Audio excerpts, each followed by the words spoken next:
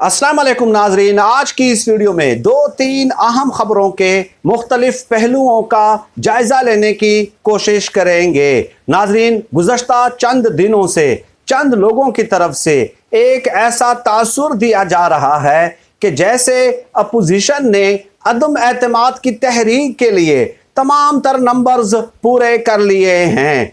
आप लोगों को कंफ्यूजन से बचाने के लिए, प्रोपेगंडे से बचाने के लिए आज की इस वीडियो में चंद आदाद व शुमार मैं आपकी खिदमत में पेश करूंगा, नंबर्स में आपकी खिदमत में पेश करूंगा और उसके बाद सूरत हाल आप पे वाजे हो जाएगी। लिहाजा प्रोपेगंडे से मरऊब होने की, प्रोपेगंडे से मुतासिर होने की जरूरत नहीं है। और नाजरीन, ये भी बता दूं कि MQM जो है उस हवाले से जो खबरें सामने आती रही कि पीपल्स पार्टी के साथ बल्कि मुत्तहिदा पोजीशन के साथ उनका मुआहदा हो गया है। आज दिन को 4 बजे MQM ने मुत्तहिदा अपोजिशन के रहनुमाओं के साथ प्रेस कॉन्फ्रेंस करके बाकायदा अपोजिशन में शामिल होने का ऐलान कर देना है। यानी अदम एतमाद के हवाले से जो वोटिंग है, MQM के 7 वोट जो हैं वो अपोजिशन के पलड़े में जाएंगे।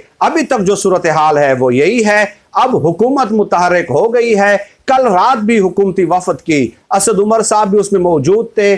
MQM के साथ मुलाकात हुई लेकिन कोई खास पेशरफ्त उस हवाले से नजर नहीं आई। अब जबकि MQM फर्ज किया और 90% फर्ज किया कि वो अपोजिशन के साथ शामिल हो जाती है वोटिंग में, तो क्या हकीकतन PDM जो है वो कामयाब हो गई है?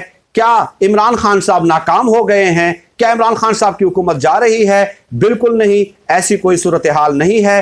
MQM बेशक उनके साथ शामिल हो भी जाए तब भी अभी तक के हालात के मुताबिक हुकूमत को कोई खतरा नहीं है। और नाजरीन, आगे बढ़ने से पहले यह भी बता दूं कि PDM के रहनुमाओं ने एक कमेटी बनाई थी, एक तो नहीं कई कमेटियां उन्होंने बनाई थी और वो इस सूरत हाल को मॉनिटर कर रही थी कि आप हमें हकीकी सूरत हाल बताएं। यानी कि PMLN के, पीपल्स पार्टी के, JUIF के चंद रहनुमा जो सीनियर रहनुमा हैं वो उस कमेटी में शामिल किए गए थे और बाकायदा रिपोर्ट पेश करने का हुक्म दिया गया था। अब उस कमेटी के अंदर सीनियर रहनुमा है पीपल्स पार्टी के, उन्होंने आसिफ जरदारी साहब को कॉल की जो कि ट्रेस हो गई है। ट्रेस हो गई है तो ये खुफिया कॉल हो गई। उसमें आसिफ जरदारी साहब को यह बताया गया कि हम अभी तक के आदाद शुमार के मुताबिक, नंबर्स के मुताबिक हम हारने जा रहे हैं और इमरान खान साहब जीत रहे हैं। अभी तक इमरान खान साहब का पलड़ा जो है वो भारी नजर आता है। ये खुफिया कॉल की गई आसिफ जरदारी साहब को अपने ही रुकन की जानिब से।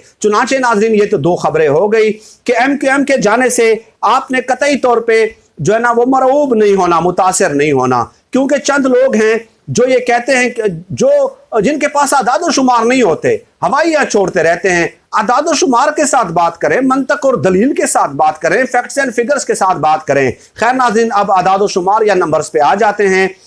PMLN के कौमी असम्बली में PMLN की 83 नशिस्तें हैं, 83, पीपल्स पार्टी के 55 हैं, JUIF के 14 हैं, जमात इस्लामी की 1 नशिस्त है, बाप पार्टी के 5 हैं, BNP मैंगल के 4 हैं, इंडिपेंडेंट 2 हैं, जमहूरी वतन पार्टी की 1 नशिस्त है। इसके अलावा PTM पश्तून तहफ़्फ़ुज़ मूवमेंट उनकी भी 2 नशिस्तें हैं। तो ये अगर हम कुल समाप्त कर लेते हैं, जमा कर लेते हैं, तो ये कुल मिला के बनते हैं 168। लेकिन सूरत हाल इतनी सादा नहीं है, क्योंकि जो पीपल्स पार्टी के 55 हैं उनमें से एक माइनस कर दें, जाम अब्दुल करीम, उन्होंने इस्लामाबाद आना है तो फौरन उन्हें गिरफ्तार किए जाना है, क्योंकि हुकूमत इस हवाले से अहकामात दे चुकी है।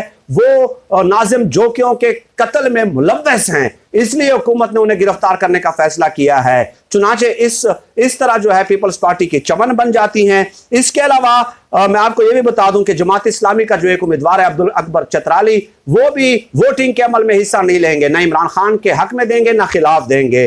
तो ये 2 माइनस हो गए। इसके अलावा बाप पार्टी की जुबैदा जलाल जो है वो तो ऑलरेडी हुकूमत की हिमायत का ऐलान कर चुकी है और आज भी एक रहनुमा जो है वो हुकूमत के हिमायत का ऐलान कर देंगे। तो बाप के जो 5 हैं उनमें से 2 माइनस कर दें तो ये 3 हो गए। और इसके अलावा नाजरीन ये भी बता दूं कि PTM के जो 2 हैं, 2 अली वजीर चूंकि वो जेल में हैं तो मोहसिन दावर साहब वोट डालेंगे, तो ये एक उनका शुमार किया जाएगा। तो 168 में से 4 आप माइनस कर दें, 164 बन जाते हैं। 164 अपोजिशन के पास तादाद बन जाती है।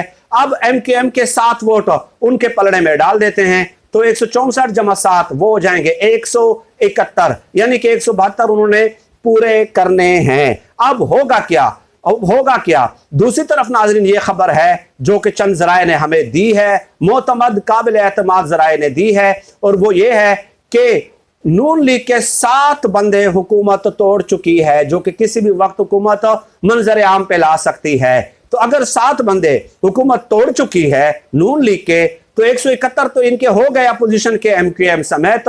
तो फिर 171 में से 7 आप फिर माइनस कर दें, तो फिर जो गेम है वो 164 पे फिर आके खड़ी हो जाएगी। ये सूरत हाल है। अब तमाम तर इंहिसार नाजरीन जहांगीर तरीन और मुनहरिफ अराकीन पे है। मुनहरिफ अराकीन के हवाले से सुप्रीम कोर्ट का क्या फैसला आता है वो तो बात की बात है, लेकिन स्पीकर जो रोलिंग दे देंगे कि आपका वोट काबिले गिनती नहीं है, क्योंकि इमरान खान साहब ने कल तमाम पार्टी रहनुमाओं को बाकायदा अपने सिग्नेचर्स और स्टैंप के साथ खत लिख दिया है कि उस दिन अगर हमारी पार्टी का कोई भी बंदा जाएगा कौमी असेंबली में तो उसको हम नाअहल कर देंगे और उसका वोट नहीं गिना जाएगा।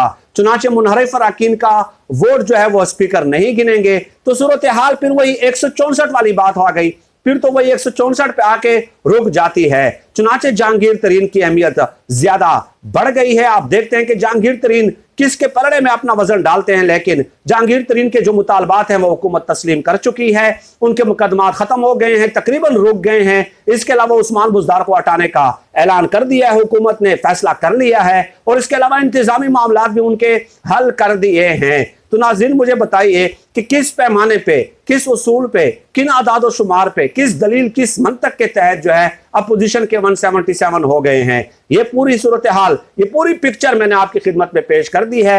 लिहाजा आप हमेशा दलील को देखा करें और क्रिटिकली एनालाइज किया करें। हाँ, जो हकाइक हैं वो हम आपके सामने पेश करते हैं। अगर हुकूमत के मिसाल के तौर पे पीटीआई के 50-60 अरकान बागी हो जाते हैं तो वो भी हम आपको बता देंगे, लेकिन जो एक्चुअल सिचुएशन है वो तो हमने आपको बता दी है। इसलिए मैं कहता हूं कि दलील के साथ जाया करें, मंतक के साथ जाया करें, और इस किस्म के प्रोपेगंडे से मरूब होने की जरूरत नहीं है। और यह भी बता दूं कि नवाज शरीफ और आसिफ जरदारी के दरमियान जो पड्डा हुआ है, नवाज शरीफ को कहा है आसिफ जरदारी ने कि आपने ताखीर से काम लिया, आप परवेज इलाही को वज़ीर आला बनाने के लिए तैयार नहीं थे। अब परवेज इलाही ने अपना वजन हुकूमत के पलड़े में डाल दिया है, क्योंकि इमरान खान साहब ने उन्हें वज़ारत आला की पेशकश कर दी है। तो आपस में भी इनकी लड़ाई हो रही है।